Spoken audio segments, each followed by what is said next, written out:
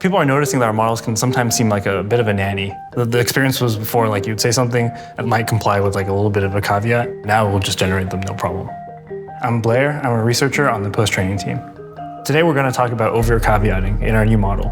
Overcaveating is when the user is having a normal conversation and then suddenly they get sort of steered away. The model incorrectly assumes the user intent, even when they're talking about something completely benign. Let's walk through some use cases. So the first one is kind of a joke from the user. I'm thinking of having my dog run my startup. What are your thoughts? The responses here are actually pretty similar, but the older model always has this little aside though, where it thinks the user could be serious and might treat it as like a cry for help.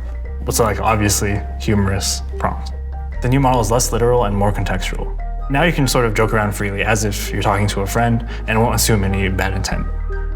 Now we'll explore where the user is looking for genuine help from the model on a physics problem calculating a long-distance archery scenario.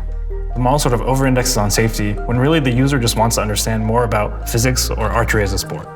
And this is a really sort of unnecessary addendum that kind of assumes that the user is trying to use archery with like some sort of bad intent. And here the new model jumps directly into the physics model. There's no caveating at all. It just sort of understands long-distance archery as a sport and jumps into the physics calculation to help optimize the trajectory.